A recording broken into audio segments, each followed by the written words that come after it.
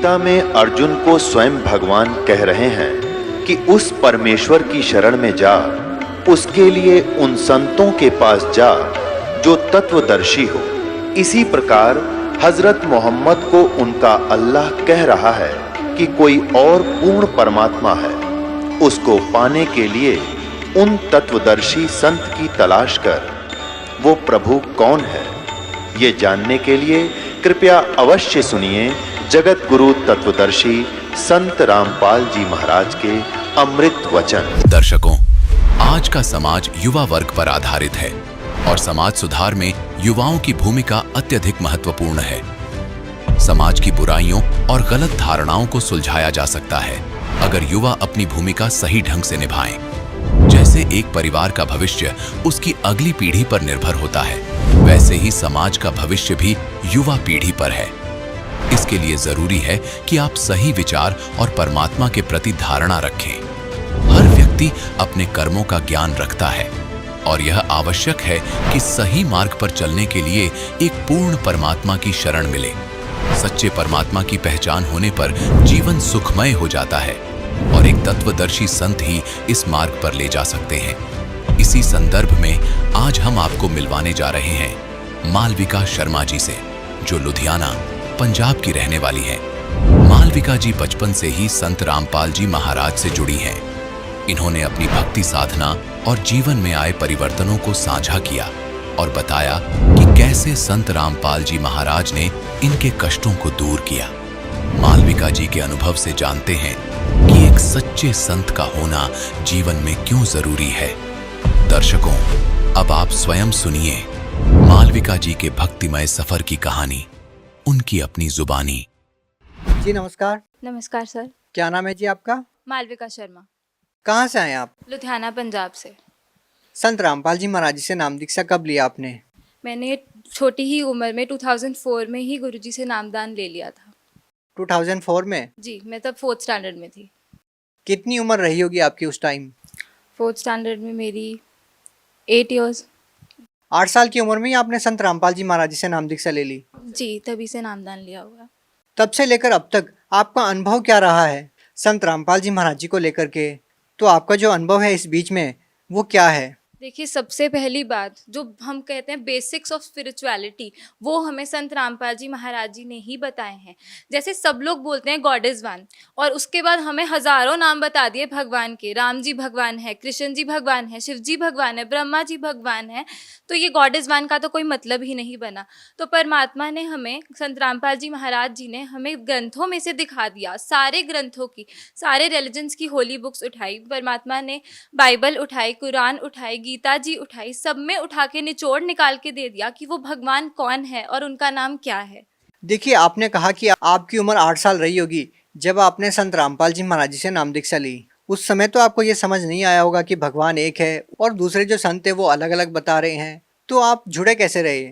Sir, मैं आपको ये चीज़ बताना चाहूँगी कि छोटे से ही ना, जब से मुझे बोलना आया होगा तब से मैं अपने पापा से एक क्वेश्चन पूछती थी कि पापा, हम यहाँ पर क्यों आए हैं और क्यों यहाँ पर डेथ हो जाती है। क्योंकि मेरे घर में परमात्मा की दया से कभी कुछ बुरा नहीं हुआ, बट मैंने डेथ होती देखी दूसरों के घरों में। तो मेरे दिमाग में एक क्वेश्चन बचपन से ही आता था कि पापा प्लीज़ बता दो कि ये मरने के बाद आत्मा कहाँ जाती है। तो उनके पास कोई आंसर नहीं होता था, क्योंकि उन्होंने आसाराम बापू जी से नामदान लिया हुआ था। तो वो कहते थे कि मुझे तो इस चीज़ का आंसर बिल्कुल भी नहीं पता। तो जैसे ही गुरुजी का ज्ञान सुना, स्टार्टिंग में ही तो गुरुजी ने क्रिएशन ऑफ नेचर बता दिया, जिसमें गुरुजी ने बताया कि आत्मा आती कहाँ से है और हम मरने के बाद कहाँ चले जाएंगे और हमारे साथ क्या क्या बीतता है उसके बाद। तो मुझे जब ये क्वेश्चन का आंसर मिला, मुझे तभी पता चल गया था कि यही परमात्मा है और ये भगवान ही आए हुए हैं, ये कोई गुरु नहीं है, ये भगवान आए हुए हैं सीधा। तो अब इतने लाखों की तादाद में एक व्यक्ति कैसे ये निर्णय करेगा कि कौन संत सही है और कौन संत सही नहीं है? देखिए, हर चीज़ का ना जो निचोड़ होता है, वो हम किसी कॉन्स्टिट्यूशन को लेकर चलें तो जैसे अब इंडिया की कॉन्स्टिट्यूशन है, अगर उसको फॉलो नहीं करोगे, लॉ को फॉलो नहीं करोगे, जेल में पटक दिया जाएगा आपको। इसी प्रकार से जो हमारी होली बुक्स है, वो स्पिरिचुअलिटी का जो बेस है उसी में है। तो हमारी स्पिरिचुअल बुक्स में जो लिखा है वो संत हमें फॉलो करेंगे, अगर हम उन संत को, तो ही हम पार हो सकते हैं। और गीता जी में साफ साफ लिखा हुआ है कि तत्वदर्शी संत वो हैं जो उल्टे लटके हुए संसार रूपी वृक्ष को जड़ से लेकर टहनी तक भाग सहित बता देंगे। और वो आज तक सिर्फ ही बंदी छोड़ सदगुरु रामपाल जी महाराज जी ने ही किया है। देखिए, आप एजुकेटेड हैं, शिक्षित हैं। आपसे एक बात पूछना चाहेंगे। आपने कहा कि संत रामपाल जी महाराज वेदों के अनुसार भक्ति बताते हैं, बाकी और कोई संत नहीं बताते। देखिए, लाखों करोड़ की तादाद में ऐसे फॉलोअर्स हैं जो किसी अन्य संत से जुड़े हुए हैं। क्या आपको लगता है कि आज तक किसी भी संत ने वेदों के अनुसार साधना नहीं बताई और केवल संत रामपाल जी महाराज ने ही बताई है? जी बिल्कुल, किसी ने भी वेदों के अनुसार भक्ति नहीं बताई। गुरुजी एक-एक लाइन को ना उँगली लगाकर बता रहे हैं कि बच्चों देख लो ये लिखा हुआ है और हम कर क्या रहे हैं। ये आप कैसे कह सकते हैं? इस बात का निर्णय कैसे हो कि कोई जो दूसरे संत हैं कि वो शास्त्रों के अनुसार भक्ति नहीं बता रहे? कैसे लोग निर्णय करें? सर, आपने बहुत ही अच्छा क्वेश्चन किया कि हम किस तरीके से निर्णय करें कि सही संत कौन है और कौन सही भक्ति बता रहा है। तो पहला पॉइंट मैं आपको बोलना चाहूँगी कि बाकी जो गुरु हैं वो सब बोलते हैं कि परमात्मा निराकार है, बल्कि हमारी होली बुक साफ साफ बोलती हैं कि परमात्मा साकार है। बाइबल में लिखा हुआ है प्रभु ने मनुष्य को अपना ही स्वरूप दिया।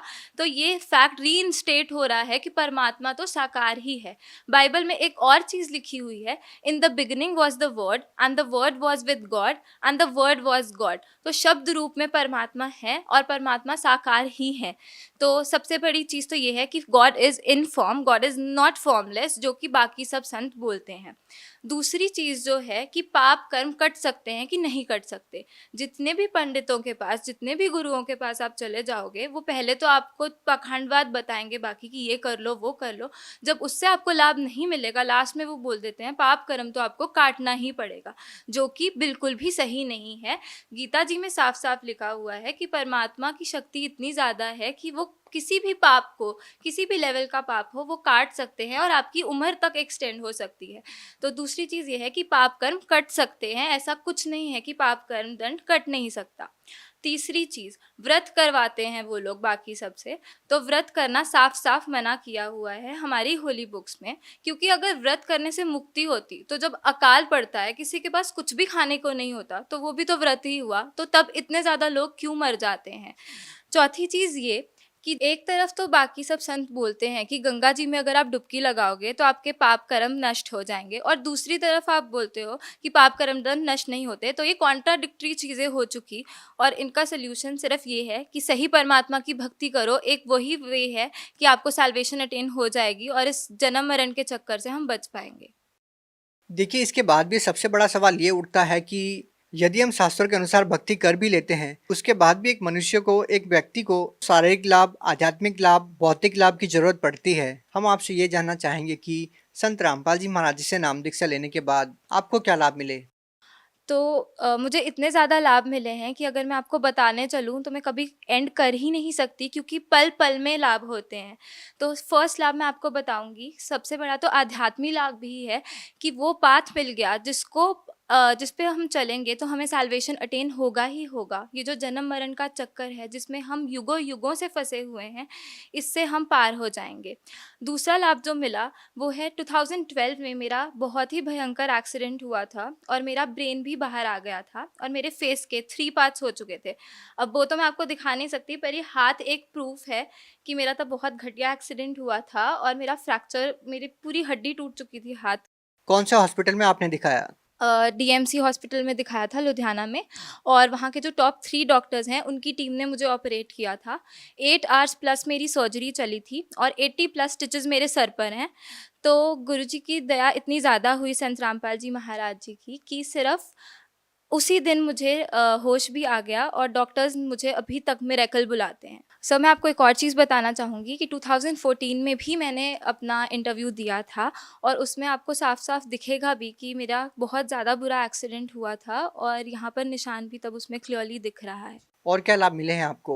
अगला लाभ ये है कि अभी कुछ महीने पहले ही मेरे चार्टर्ड अकाउंटेंसी एग्ज़ाम से पहले मेरे दांत में विजडम टूथ मेरा आ रहा था और वो पूरा गल चुका था। तो हमने स्कैन करवाया तो डॉक्टर ने बोला कि आपके वहाँ सब कुछ गल चुका है, जाड़ जो है वो भी गल गई है और दांत भी गल चुका है, तो ये ऑपरेट ही करना पड़ेगा। और मैं आपको ये भी बता देता हूँ, आपके बाकी तीनों विजडम टूथ भी आएंगे और उन तीनों के लिए जगह नहीं है, तो आपको 4 बार ऑपरेशन करवाना पड़ेगा। तो तब मैंने उनसे रिक्वेस्ट करी कि अभी मेरे एग्ज़ाम्स हैं तो आप इसको पोस्टपोन कर दो, एग्ज़ाम्स के बाद ये करवा लेंगे, तब तक आप मेडिसिन दे दो। एग्ज़ाम्स के बाद जब मैं गई तो मेरे सिर पे ऑलरेडी चोट है, तो मुझे डर लग रहा था कि ये लोग खींचेंगे तो बहुत ज़्यादा प्रॉब्लम हो जाएगी। तो गुरुजी इतनी दया करना कि आप बस वहाँ पर सामने खड़े हो जाना जब मेरा ऑपरेशन हो रहा होगा। तो हम डॉक्टर के पास फिर से गए। डॉक्टर ने एक बारी कहा, एक बारी चेक फिर से कर लेते हैं। तो उन्होंने चेक किया, उन्होंने कहा, आपको कौन से डॉक्टर ने बोला था कि आपको ऑपरेशन करवाना है? मैंने कहा, आपने ही बोला था। तो तब उनको याद आ गया। तो वो कहते कि आप देख लो ये सब कि आपका पूरा ठीक हो चुका है और आपके चारों विज़डम टूथ के लिए जगह बन चुकी है और मुझे समझ नहीं आ रहा ये सब कैसे हुआ है। तो तब हमने उनको गुरुजी का बताया, गुरुजी की बुक भी उनको दी। और तो ये मेरे को अगला लाभ हुआ। उसके बाद जो मुझे लाभ हुआ, मुझे छोटे में बहुत ही तेज़ स्टमक एक होता था। मुझे ये भी नहीं याद कौन-सी साइड होता था, पर परमात्मा से नाम लेने के बाद वो दर्द भी हमेशा के लिए चला गया। अगला लाभ संत रामपाल जी की दया से ये हुआ कि मेरे दादाजी को 3 बारी हार्ट अटैक आ चुका है और तीनों बारी ही गुरुजी ने बचा लिया। अगला लाभ मैं आपको ये बताऊँगी जो कि सबसे बड़ा लाभ है कि मेरे पे काल का अटैक 5 बारी हो चुका है और पाँचों बार नाम लेते ही जैसे ही गुरुजी ने बताया है कि आपको चाहे प्रथम नाम मिला हो, चाहे दूसरा, चाहे तीसरा, आप उसका नाम जाप करो और परमात्मा वहाँ प्रकट हो जाएँगे। तो वैसे ही मुझे तीसरा नाम मिला हुआ था, तो मैंने तीसरा नाम का जाप किया, तो काल एकदम से बिल्कुल घबरा जाता है और जैसे परमात्मा गुरु रामपाल जी महाराज जी ने बोला था कि पंख कटे पक्षी जैसे गिर जाता है, वैसे गिरेगा, बिल्कुल वैसे ही वो गिरा। परमात्मा सामने आके खड़े हो गए और परमात्मा ने वहाँ से मुझे 5 बारी बचाया है। लेकिन सवाल यहाँ पर ये उठता है कि आपके ऊपर अटैक होता ही क्यों है? क्यों आपका एक्सीडेंट होता है और क्यों इतनी सारी परेशानी आपके सामने आती है? परेशानियाँ हम पर हमारे पिछले कर्मों के कारण आती हैं और इसका सिर्फ तोड़ यही है कि हम पूर्ण परमात्मा की शरण में चले जाएँ, जो कि इस डेट पर बंदी छोड़ सद्गुरु रामपाल जी महाराज। लेकिन आप तो ऑलरेडी शरण में आ चुके हैं, फिर आपके साथ इतनी सारी समस्या क्यों आ रही है? क्या आप मानते हैं इस बात को लेकर के कि नाम दीक्षा लेने के बाद भी श्रद्धालु पर समस्याओं का आना क्या कहता है? देखिए, मैं तो खुश होती हूँ कि मेरे ऊपर ये समस्या आती है, क्योंकि जैसे ये समस्या आती है उससे हमें पता चलता है, जो डेथ लोग बाद में एक्सपीरियंस करते हैं और उनके पास कोई तब वो ही नहीं होता वे आउट कि वो क्या करें उसके बाद, वो मेरे पे पहले ही आ चुकी है और मुझे पता है कि यहाँ का जो सब कुछ है वो नकली है बिल्कुल। असलियत सिर्फ ये है कि हमने एक दिन मरना है, हमें नहीं पता हमने किस दिन मरना है। उसके लिए आप इंश्योरेंस ले लो परमात्मा से, जो कि सिर्फ सद्गुरु रामपाल जी महाराज ही दे सकते हैं। और ये पक्का है कि परमात्मा से आप नामदान ले लोगे तो वापस से उस जगह चले जाओगे। देखिए, यहाँ किसी को बूढ़ा होना नहीं पसंद, यहाँ किसी को दुखी होना नहीं पसंद, यहाँ किसी को मरना नहीं पसंद। क्यों नहीं पसंद? क्योंकि हम एक ऐसी जगह रहते थे जहाँ ये सब नहीं था, जो खुशियों का भंडार था, और हम अपनी गलती से यहाँ पर फंस गए हैं। क्रिएशन ऑफ नेचर ज़रूर देखिए, सद्गुरु रामपाल जी महाराज जी ने जो बताया है, और उसमें आपको पता चल जाएगा कि हम कैसे यहाँ आए और कैसे हमें इस जगह से निकलना है। देखिए, आप यूथ हैं और हम मानते हैं कि संत रामपाल जी महाराज के अनुयायी ही इस एज में आकर के आध्यात्म की बातें करते हैं, क्योंकि जिस तरह का आज का जो ज़माना है, हम देखते हैं कि इस एज में आज का जो यूथ है वो ऐसी बातें नहीं करते हैं। इस तरह के विचार आपके अंदर वो भरे हुए हैं, वो क्या मानते हैं आप? कैसे हैं आपके विचार जो आज आप व्यक्त कर रहे हैं कैमरे के सामने? सबसे पहली बात, हमारे पेरेंट्स पे बहुत ज़्यादा डिपेंड करता है कि हमारे विचार कैसे होंगे। तो भगवान की इतनी दया थी कि मेरे पेरेंट्स शुरू से ही बहुत श्रद्धालु रहे हैं और उन्होंने शुरू से ही एथिक्स और प्रिंसिपल्स को सबसे पहले रखा है। तो ये नॉन-वेज, ड्रिंक, ये सब से तो हम पहले ही दूर थे। लेकिन कोई भी पेरेंट्स ऐसा नहीं होगा जो अपने बच्चों को ऐसी लाइन देना चाहे कि वो आगे जाकर के उनके भविष्य के लिए खतरनाक हो जाए। लेकिन फिर भी हम देखते हैं कि बहुत सारे ऐसे युवा हैं जो नशे की लत में पड़ जाते हैं, या बहुत सारी ऐसी चीज़ें हैं जो समाज में हम बुराई के तौर पर देखते हैं। लेकिन हम संत रामपाल जी महाराज जी के अनुयायियों को देखते हैं कि चाहे वो बूढ़े हैं चाहे बच्चे हैं, सभी के एक जैसे विचार होते हैं, आध्यात्मिकता में वो बिल्कुल लुप्त होते हैं। ये जो हम बदलाव देखते हैं ये अपने आप में बहुत कुछ कहता है। इसके बारे में आप क्या कहना चाहेंगे? देखिए, सारे स्पिरिचुअल और सोशल रिफॉर्म संत रामपाल जी महाराज ही लेकर आ रहे हैं। उन्होंने ही वो इनिशिएटिव लिया है जो कि कोई ले नहीं पा रहा था और किसी में इतनी समर्था भी नहीं है कि वो ले सके। ये स्वयं परमात्मा आए हैं जो हमें सब कुछ बता रहे हैं कि बच्चों ये सही है, ये गलत है।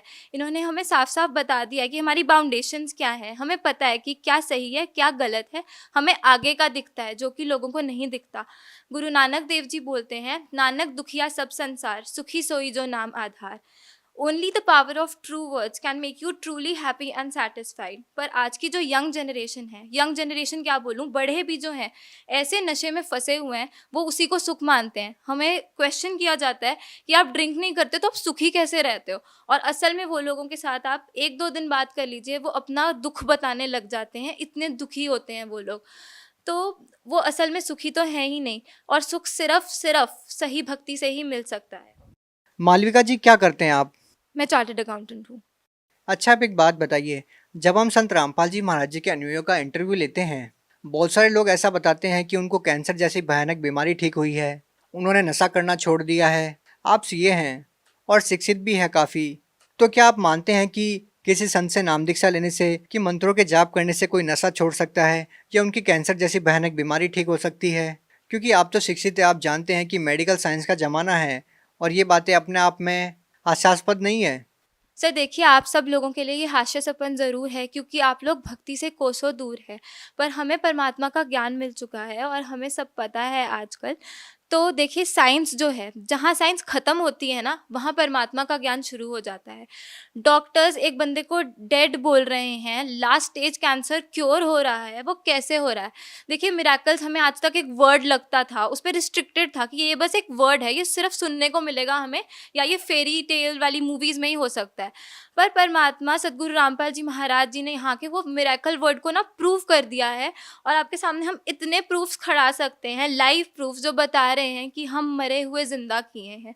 तो साइंस मेरा ख्याल कुछ भी नहीं है, वो साइंस भी किसकी दी हुई है, वो भगवान की ही दी हुई है। तो साइंस से आगे है स्पिरिचुअलिटी, जो हम सोच भी नहीं सकते, और ये मैनमेड तो कुछ भी नहीं है, सब परमात्मा का दिया हुआ है। जो आजकल बन चुका फ़ोन के थ्रू हम क्या क्या नहीं कर सकते, वो सब परमात्मा की ही देन है।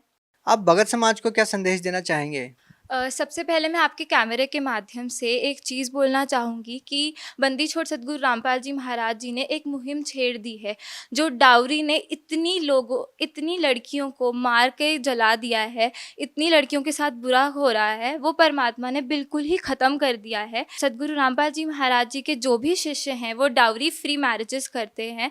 कोई दहेज का लेना देना नहीं होता, कोई पाखंड नहीं होता, बिना पाखंड के शादियाँ हो रही हैं। इसका सबसे बड़ा लाभ किनको मिला? सर, इसका सबसे बड़ा लाभ लड़कियों के पेरेंट्स और लड़कियों को ही मिला है, क्योंकि लड़कियां गर्भ में भी मार दी जाती थी, और बाद में भी जब उनकी शादी होती थी तो उनके साथ इतने ज़्यादा अत्याचार होते थे, सिर्फ एक इस डाउरी के कारण। तो परमात्मा ने वो बिल्कुल ही हटा दिया है। आध्यात्मिकता के साथ साथ में जो सामाजिक स्तर पर सदगुरु रामपाल जी महाराज जी ने मुहिम छेड़ दी है, आने वाली पीढ़ियाँ उसका बहुत ज़्यादा धन्यवाद करेंगी, क्योंकि ये किसी आम आदमी के बस की बात नहीं है, ये स्वयं परमात्मा ही करवा सकते। भगत समाज को क्या संदेश देना चाहते हैं? भगत समाज से मेरी यही रिक्वेस्ट है कि मानुष जन्म दुर्लभ है, ये मिले ना बारंबार। जैसे तरवर से पत्ता टूट गिरे, वो बहर ना लगता डार। ये एक ही बार हमें ह्यूमन लाइफ मिलती है। ह्यूमन लाइफ आपको मिल भी गई, पता नहीं वो तत्वदर्शी संत आए होंगे कि नहीं आए होंगे। ये गोल्डन एरा है जो एस्ट्रोलॉजर्स ने ऑलरेडी प्रिडिक्ट किया हुआ है, जिसमें लाखों के तौर पर भक्त पार होंगे। तो अपनी एक भी सेकंड को ना वेस्ट करते हुए परमात्मा की सदगुरु रामपाल जी महाराज जी की शरण में आए और अपनी जिंदगी को सफल बनाएं। जी धन्यवाद। सत साहिब। अब जगत गुरु तत्वदर्शी संत रामपाल जी महाराज जी के सत्संग के माध्यम से उस अद्वितीय आध्यात्मिक ज्ञान के बारे में जानते हैं, जिसके माध्यम से आप भी प्राप्त कर सकते हैं ऐसे आध्यात्मिक, मानसिक और भौतिक सुख जो अभी तक आपने सिर्फ मीराबाई, ध्रुव, प्रहलाद जैसे कुछ ही भक्तों की जीवन कथा में सुने होंगे। अब सुनिए तत्वदर्शी संत के संग शास्त्र अनुकूल भक्ति सत्संग, ऐसा अद्वितीय आध्यात्मिक ज्ञान जिसका है सर्वधर्मों के पवित्र शास्त्रों में प्रमाण।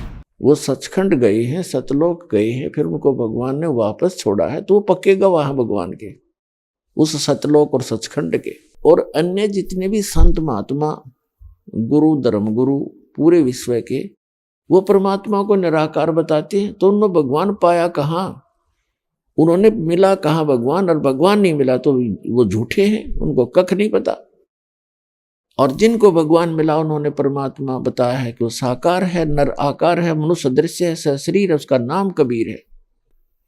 और सभी धर्म ग्रंथ हमारे मनुष्य को परमात्मा साकार बताते हैं, और हमारे धर्म गुरु उसको निराकार बताते हैं। इससे सिद्ध है कि वो गुरु नहीं है, वो नकली हैं, सारे झूठे हैं। तो उस परमात्मा ने जो ज्ञान बताया आकर के, उन्होंने बताया कि मानुष जीवन दुर्लभ है, वही मिले न बारंबार, और जैसे तरवर से पत्ता टूट गिरे वो बोर नहीं लगता डार।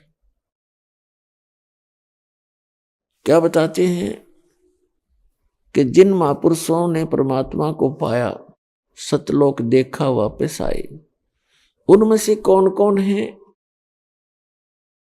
आदरणीय धर्मदास साहिब जी, आदरणीय मलुकदास साहिब जी, आदरणीय नानक साहिब जी, आदरणीय दादू दास साहिब जी, आदरणीय गरीबदास साहिब जी, गांव छुड़ानी, जिला झज्जर वाले, आदरणीय गीसा दास साहिब जी, गांव खेखड़ा, जिला मेरठ, उत्तर प्रदेश वाले। तो इन महापुरुषों का तो दास को ज्ञान है कि इनको परमात्मा पूर्ण ब्रह्म सत्य पुरुष अल्लाहु अकबर ग्रेट गॉड, वो स्वयं सतलोक से अपने निज स्थान से चलकर आए और उनको मिले, उनको सचखंड लेकर गए, फिर उनको वापस छोड़ा। उन महापुरुषों ने फिर आके बताया है कि परमात्मा साकार है, निराकार है, और सचखंड की जानकारी उन्होंने यथार्थ बताई है। तो अभी तक उन महापुरुषों ने जो ज्ञान दिया वो लोकोक्तियों के माध्यम से बताया, शब्दावलियों के माध्यम से, यानी पद्य भाग में वर्णन किया। और पद्य भाग के अंदर कोड वर्ड अधिक होते हैं, क्योंकि राग बनाने के लिए उसमें कुछ शब्दों को उस राग के अनुकूल बनाना पड़ता है, तो उसको समझना जन साधारण के बस की बात नहीं होती।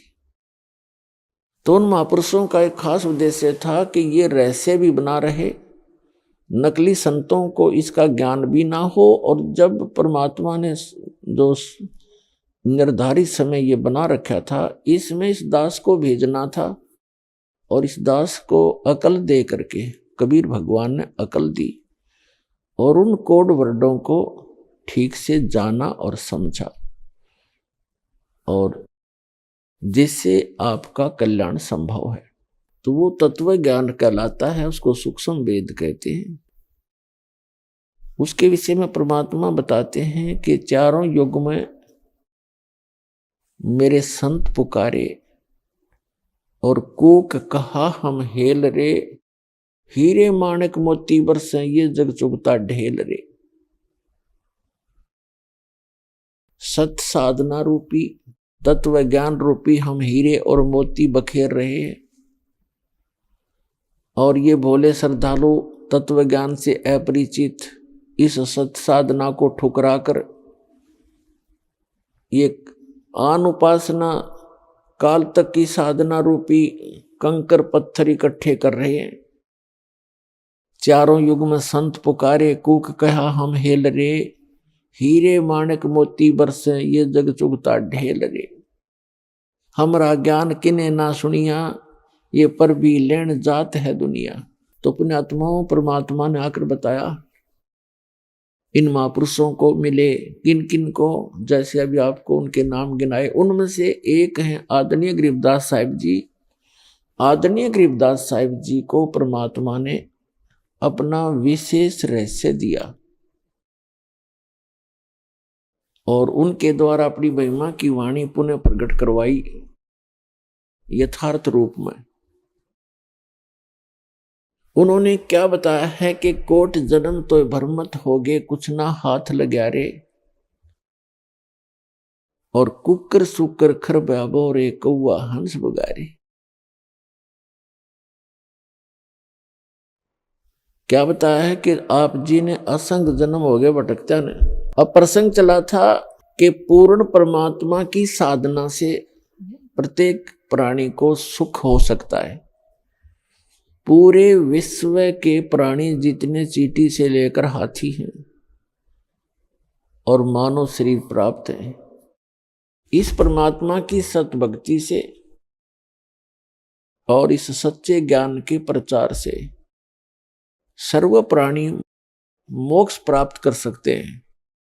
जैसे जिनको मानव शरीर प्राप्त है उनको तो संशय है ही नहीं, यदि मर्यादा में रहेंगे और ये भक्ति करेंगे तो वो सभी पार हो जाएंगे। मानव शरीरधारी प्राणियों को तो संशय है ही नहीं, और इतनी आसान भक्ति है इसमें, और इसका आउटपुट बहुत ज्यादा है।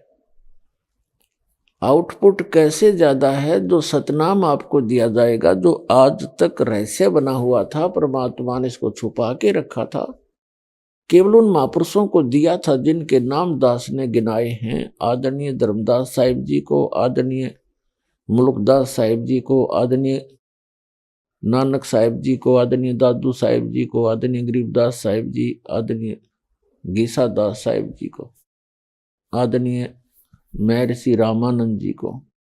इनको तो परमात्मा ने सतनाम दिए थे, उन्होंने जाप भी किए, लेकिन आगे उनको बताने की आज्ञा नहीं थी। आगे नाम दान करने की उनको सख्त मनाही थी। धर्मदास मेरी लाख दुहाई, और ये मूल ज्ञान कहीं बाहर ना जाए। परमात्मा ने कहा था कबीर जी ने धर्मदास जी से कि धर्मदास मेरी लाख दुहाई, ये मूल ज्ञान अभी कहीं बाहर ना जाए। मूल ज्ञान बाहर जो पढ़ी, ये बिचली पीढ़ी हंस नहीं तरही।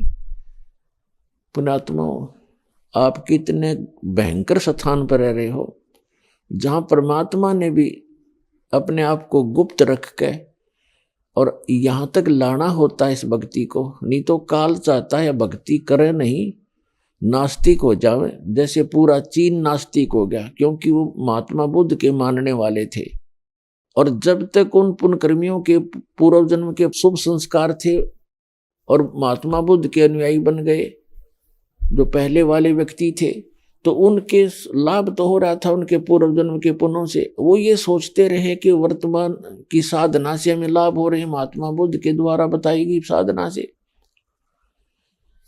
आने वाले समय में हम कलयुग के निकट आते चले गए, हमारे पुण्य क्षीण होते चले गए, हम कर्महीन हो गए, पूर्व जन्म के पुण्य रहे नहीं, और महात्मा बुद्ध के द्वारा बताई गई साधना से कुछ होना ही नहीं था।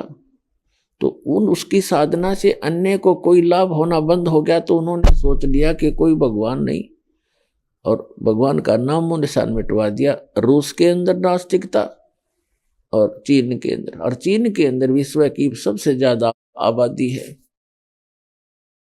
तो पुण्यात्माओं, ये काल चाहता है कि ये भक्ति ना करें, नास्तिक हो जाए, भगवान को याद करना है भूल जा, और कोई भी मेरे जाल से बाहर ना जावे। और यही कार्य ईव इरादा स्वामी पंथ, धन धन सतगुरु पंथ, निरंकारी पंथ, आसाराम, जितने भी ये संत ला रखे हैं काल ने, ये सारे शास्त्र विरुद्ध साधना दे रहे। और वहां जब प्राणी जाता है, जिसके पूर्व जन्म के पुण्य हैं उनको तो सुख होना ही था, उन पुण्यों से हो रहा था। अब वहां 20-20, 30-30 वर्ष हो गए जिन पुण्य कर्मियों के, उनका सर्वनाश हो गया, क्योंकि आध्यात्मिक लाभ तो होना ही नहीं था। उनके पुण्य थे वो खत्म हो गए, अब दुर्गति तो होनी थी वह। तो अब कुछ दिनों में अगर ये सत साधना भगवान दया ना करते इस मानव के ऊपर, तो विश्व में नास्तिकता फैल जाती और हाहाकार मच जाता थोड़े ही दिनों में। आने वाले 100 वर्ष बहुत भयंकर होते इस विश्व के। अब यह फिर शांति होगी। जनता जो माया की दौड़ में लगी है, आपको भगवान इतने सुख देगा आपने कदे सपने में सोचे भी ना होंगे, शायद सुने भी ना होंगे। तो भगवान को इसलिए खोज रहे हम। हमारे दादे परदादे थे, भगवान के लिए मर मिटा करते थे, हजारों वर्षों तक उन्होंने साधनाएं की परमात्मा पाने के लिए। जीर्ण शीर्ण शरीर हो गए उनके, और जो भी जिस संत ने साधना बताई, जो क्रियाएं बताई, जो मर्यादा बताई, उन्होंने सिर धड़ से की बाजी लाकर उनका पालन किया, लेकिन मिला कुछ भी नहीं, क्योंकि वह साधना सत्य नहीं थी, शास्त्र अनुकूल नहीं थी, वह गॉड गिवन नहीं थी, वो काल गिवन थी, इस काल की दी हुई थी। अब जो गॉड गिवन साधना इस दास के पास उपलब्ध है, और यही कारण है कि यहाँ आप देख रहे हो भौतिक सुख भी मिलेंगे, शारीरिक सुख भी आपको मिलेगा, क्योंकि ये आपका पिता है और दुखी बालक कितना लुट पिट के घर आ जा तो माता पिता फिर भी उसको प्यार देते हैं, कोई बात ना बेटा, आनी होगी, आगे सावधान हो जाना, तो उसी में खुश हो जाते हैं। तो ये अपना पिता है, इसके दरबार में आने के बाद फिर ये दुखी नहीं होने देगा।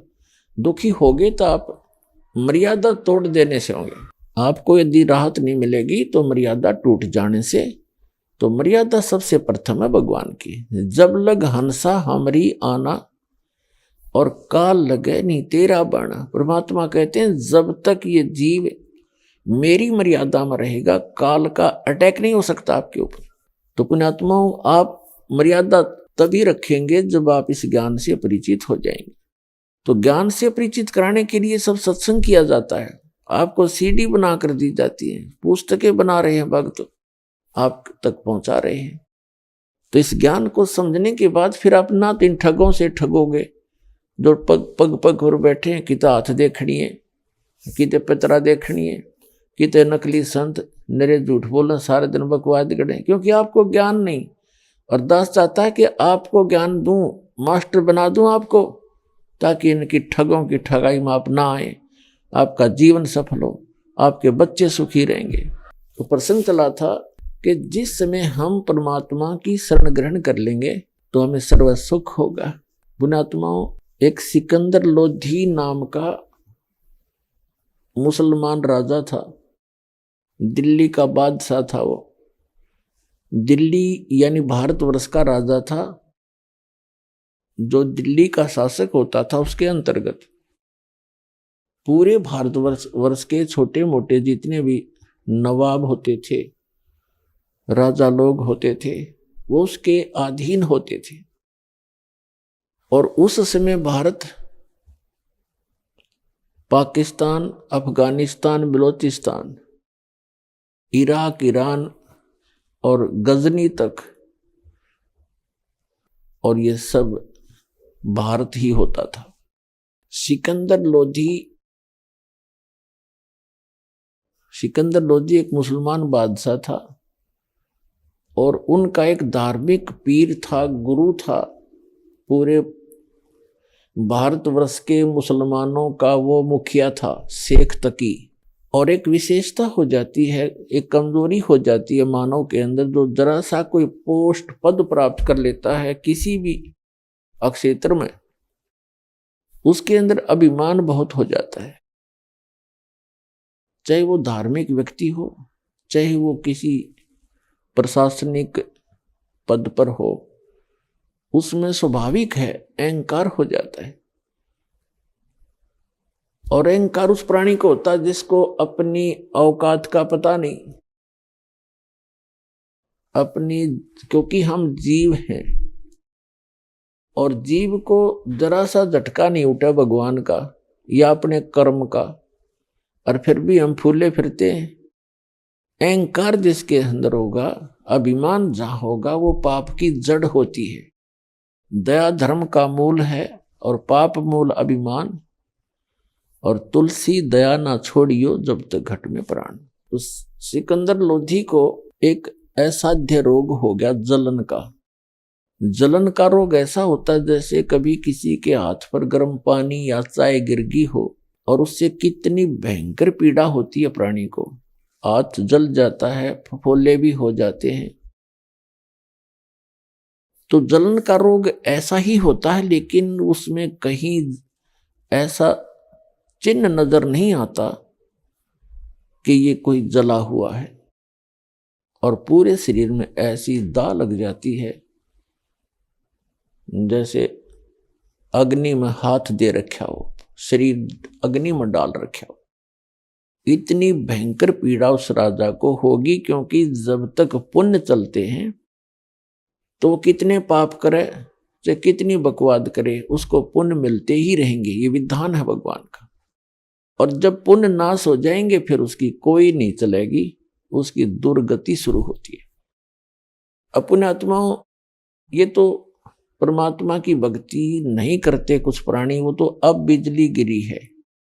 नहीं, पहले तकरीबन सभी भगवान में आस्था रखते थे, छोटी मोटी अपनी साधना करते ही रहते थे।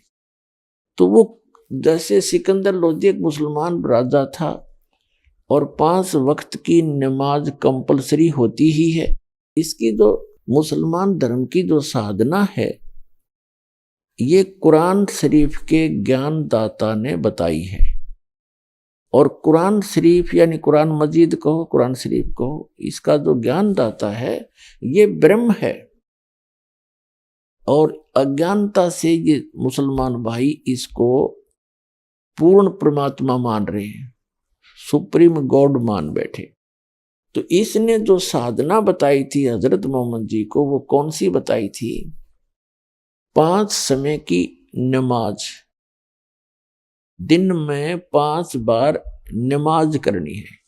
नमाज क्या है? स्तुति है भगवान की, परमात्मा की महिमा का गुणगान करना नमाज बोलते हैं। जैसे हम नित्य नियम करते हैं, सुबह का करते हैं, दोपहर का बता रखा है, शाम का आपको, और फिर ऐसे ही जैसे कई गीता जी का नित्य पाठ करते हैं, वो भी नमाज यानी स्तुति है, प्रार्थना भगवान की। और जप जी का पाठ करते हैं सिख भाई, तो वो भी नमाज ही समझो। 5 वक्त की नमाज और रोजे रखना, इनका एक रमजान का महीना मानते हैं, उस दौरान रोजे रखना, व्रत रखना, जितने भी रख सकता है उसकी अपनी इच्छा है। और बंग देना और ईद बकरीद के त्योहार मनाना। तो ये सभी साधनाएं, ये सभी क्रियाएं मुसलमान धर्म में कंपलसरी है, प्रत्येक मुसलमान करता है। अब जहां तक नमाज है उसका हम समर्थन करते हैं, नमाज अच्छी बात है। जैसे गीता का पाठ करना, नमाज करना, जैसे कई व्यक्ति गायत्री मंत्र जाप करते हैं, यजुर्वेद अध्याय नंबर 36 के मंत्र नंबर 3 के आगे ओम लगा करके उसका बार बार रिपीटेशन करते हैं, उसका आवर्ती करते हैं।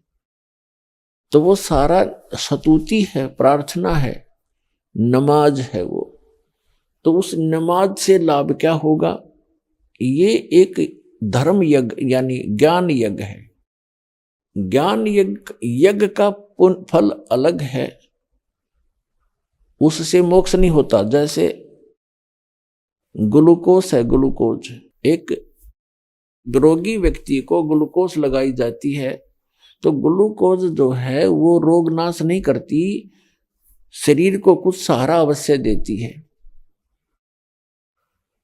और हमारा रोग नाश होगा तो ग्लूकोज कितनी चढ़ा लो, कितनी लगा दो, उससे कोई लाभ नहीं होना। वो जितना होना है वही होगा, लेकिन रोग नाश नहीं हो सकता। उसके लिए अलग ट्रीटमेंट है, इंजेक्शन, टैबलेट्स, गोलियां। तो वो मुसलमान समाज में नहीं है, वो गोली इंजेक्शन नहीं है। और जैसे हिंदू समाज के अंदर भी वो गोली इंजेक्शन कंप्लीट नहीं है।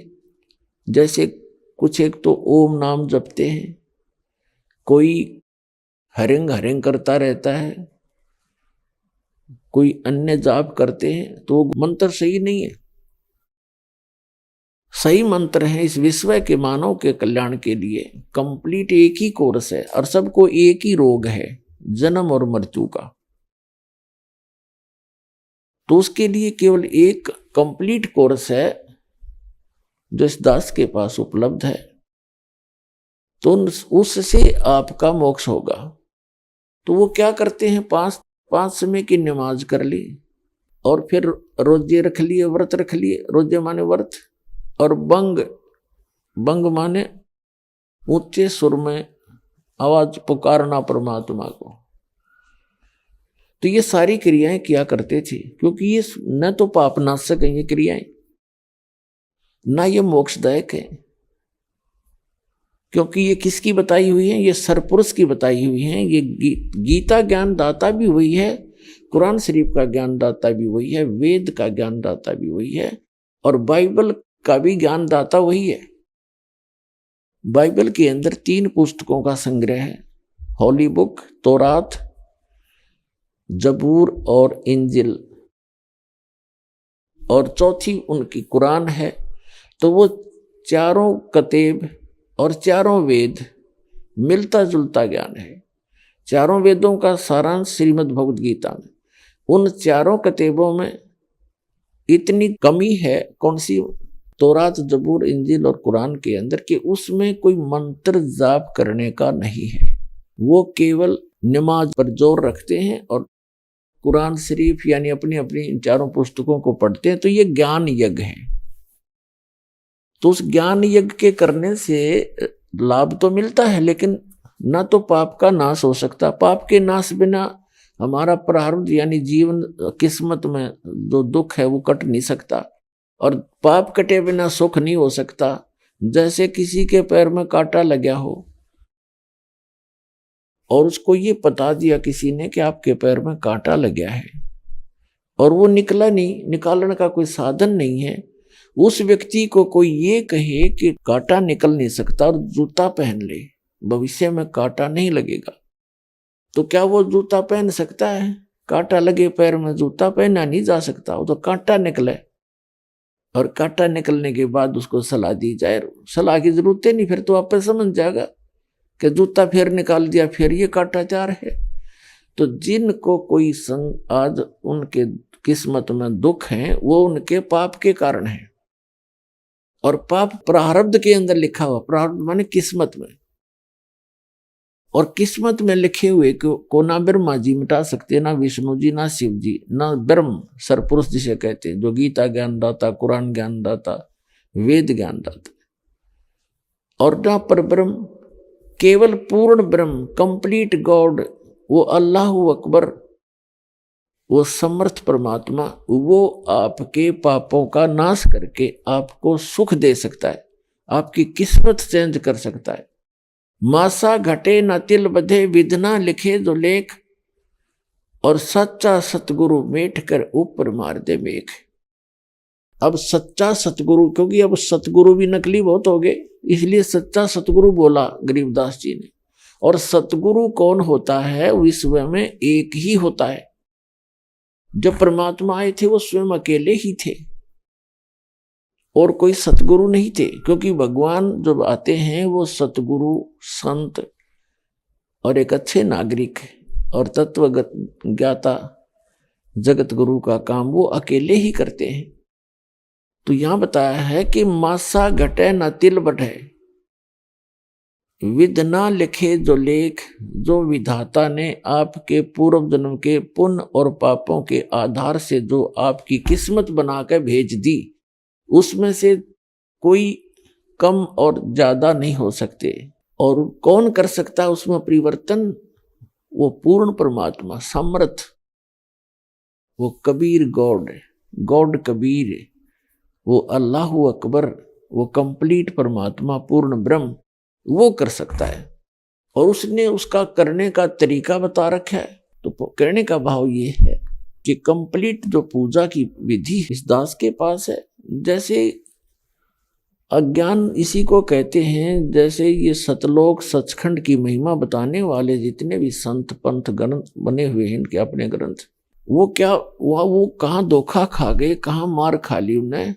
वो कहते हैं कि जो हमने तो ब्रह्मा विष्णु महेश से कोई लेना देना नहीं, और न ही हम इनका जाप करें, हमने वेदों की आवश्यकता नहीं, हमने गीता भी नहीं देखनी, पोथी तो थोथी होती है।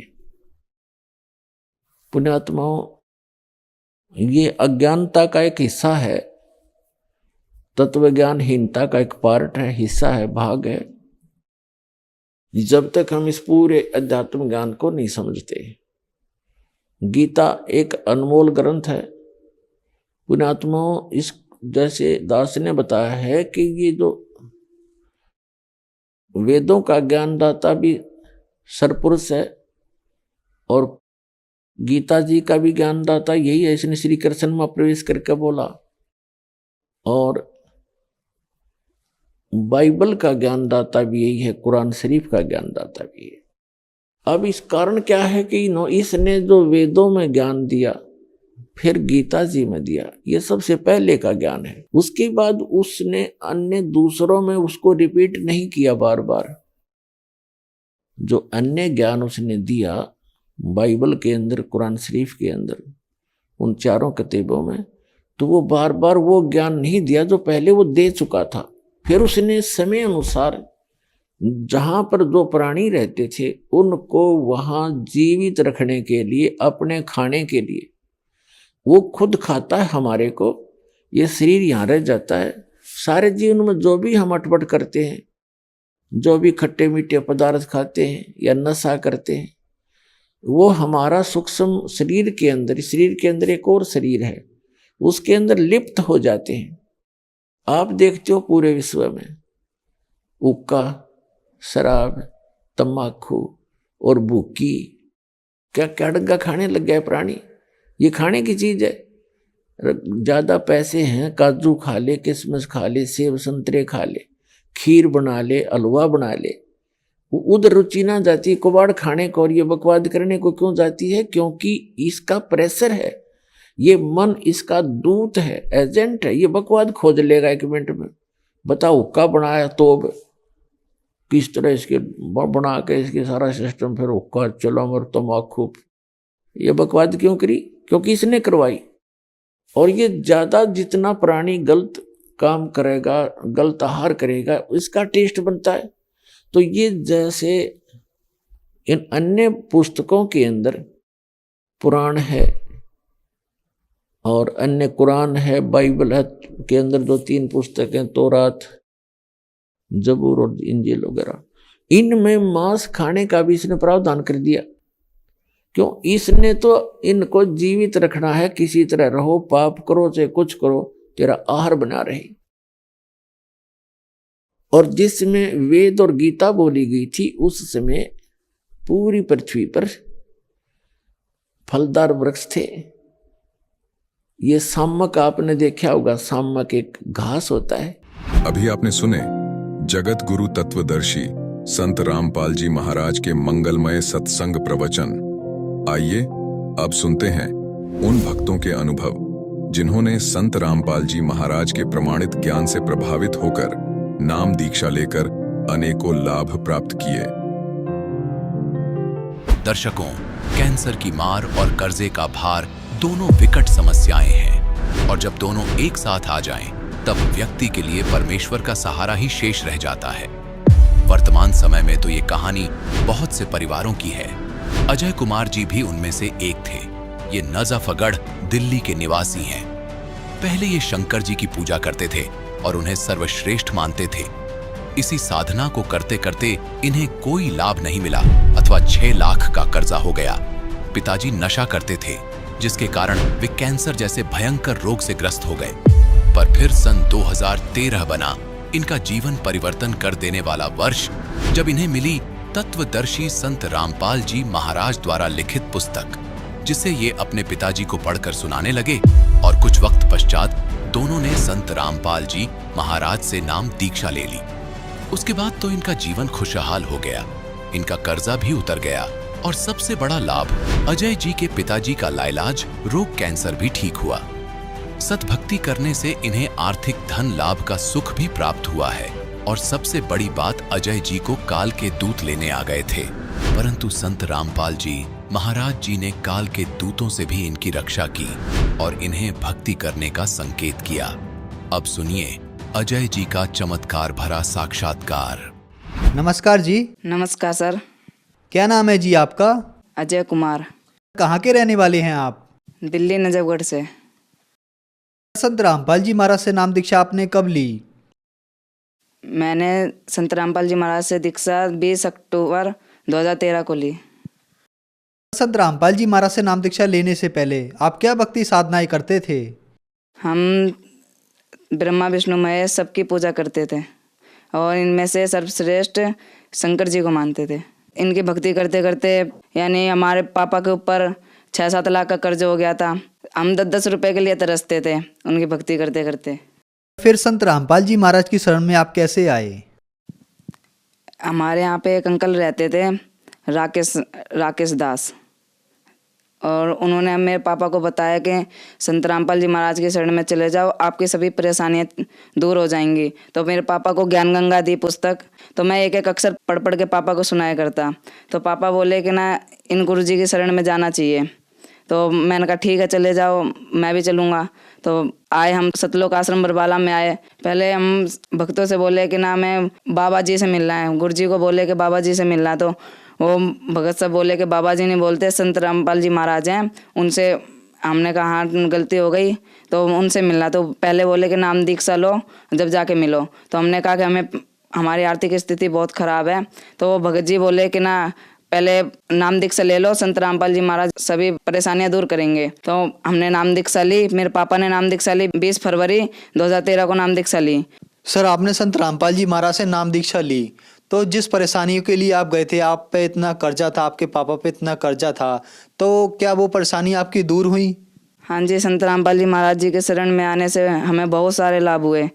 मेरे पापा के ऊपर 6-7 लाख रुपए का कर्ज था, वो अब बिल्कुल नॉर्मल हो चुका है। हम पहले 10-10 रुपए के लिए तरसते थे। मेरे पापा ने संत रामपाल जी महाराज से दर्शन लिए और आशीर्वाद दिया संत रामपाल जी महाराज ने। तो पापा ने बताया ऐसे ऐसे परेशानी है घर में। तो संत रामपाल जी महाराज बोले कि भक्ति करते रहो और भगवान सब सही करेंगे। तो पापा घर पे आ गए।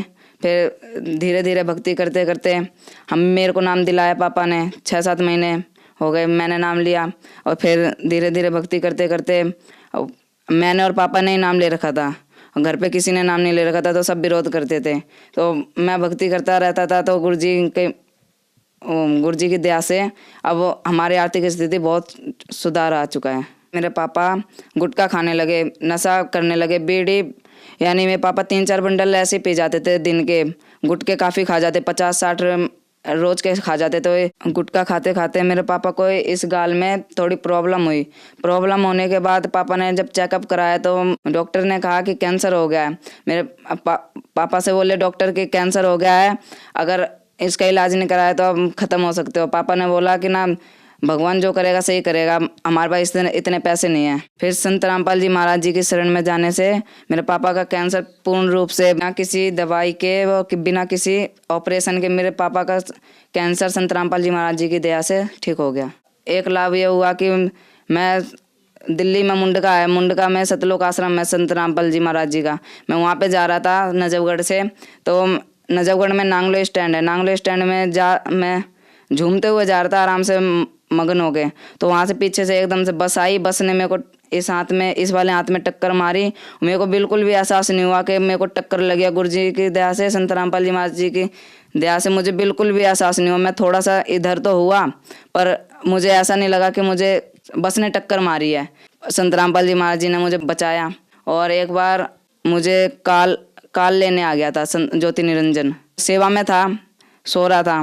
तो किसी भगत ने बोला कि ना रात के 2 बज रहे थे, तो कह रहे कि ना छत से कपड़े लिया। मैं कहा ठीक है, छत पे चला गया मैं कपड़े लेने। छत पे से जो भगत नीचे सो रहे थे वही भगत ऊपर सो रहे थे।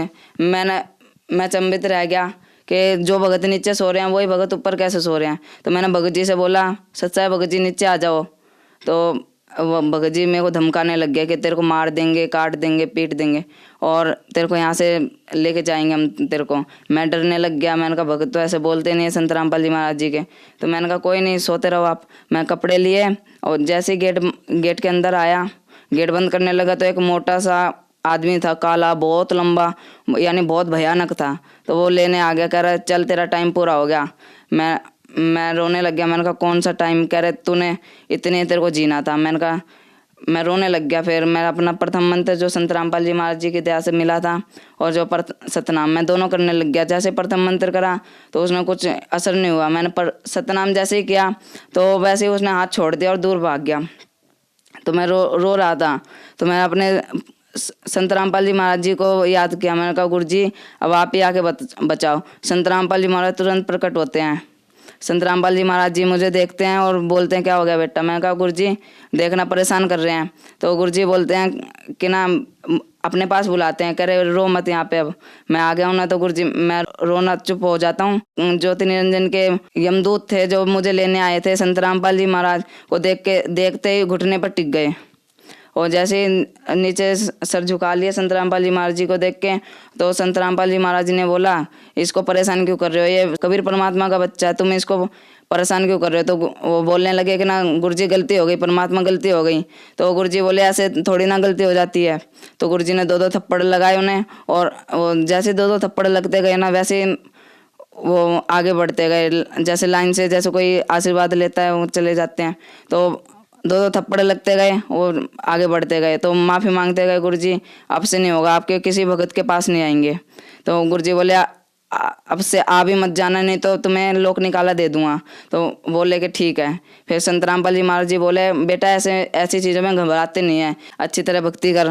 मैं कहा ठीक है गुरुजी, अब से ध्यान रखूंगा। गुरुजी बोले ठीक है सत साहिब। मैं सत साहिब करी और गुरुजी चले गए। फिर मेरी एकदम से नींद खुली तो मेरे पसीने पसीने हो रहे थे। ऐसे कई लाभ हुए हैं संत रामपाल जी महाराज जी के शरण में आने से। और एक बार क्या हुआ कि ना 10,000 रुपये दिए पापा ने कि रख ले। मैं कहा ठीक है। मैं प्रणाम स्थल पे जहाँ पे संत रामपाल जी महाराज जी की ज्योति करते हैं वहाँ पे रख दिए, नीचे ज्योति के नीचे। तो पापा आए थोड़ी देर बाद, 1-2 घंटे बाद, कह रहे 5,000 रुपये दे दे। मैं कहा ले लो, वो रखे। तो पापा ने ले लिए 5,000 रुपये और रख दिए। मैं कहा ठीक है ले जाओ आप। फिर शाम के टाइम में आते हैं, बोलते हैं कि 5,000 रुपये और दे दे, देने हैं किसी के, कमरा किराया देना है। मैं कहा ठीक है ले जाओ। फिर जब मैं 5,000 रुपये गिनता हूँ ना, तो वो उतने 10,000 के 10,000 रुपये मिलते हैं मुझे। फिर मैं पापा से पूछता हूँ, पापा आपने 10,000 रुपये 5,000 और रुपये रखे हैं क्या? पापा बोले मैंने 1 भी रुपये नहीं रखे यहाँ पे। तो पापा, मैंने कहा गुरुजी रख गए।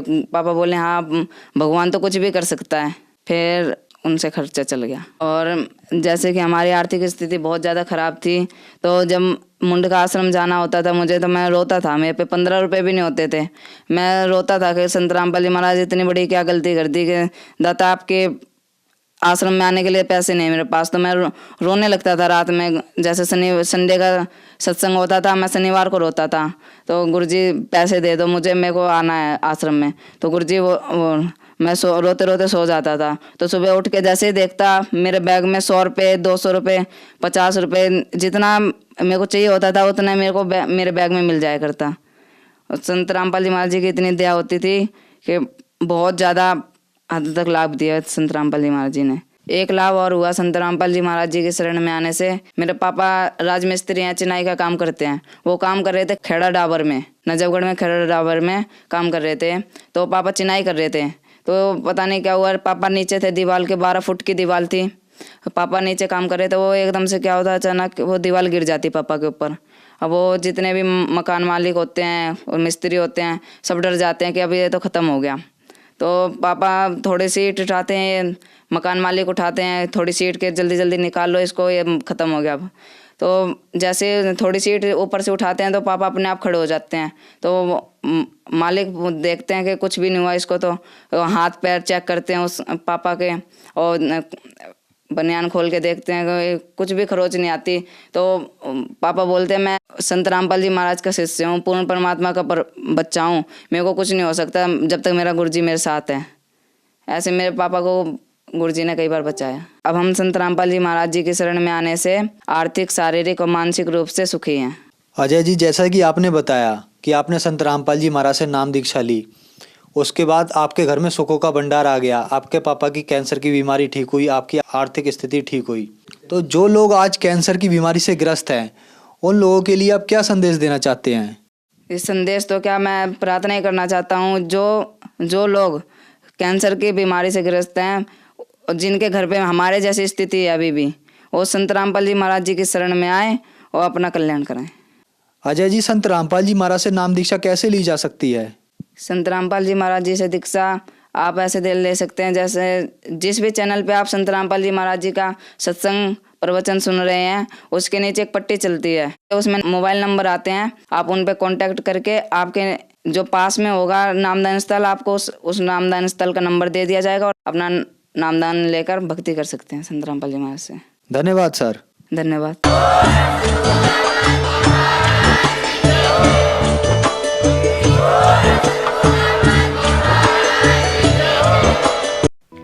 आप सुन रहे थे जगत गुरु तत्वदर्शी संत रामपाल जी महाराज के मंगल प्रवचन। अधिक जानकारी के लिए संपर्क करें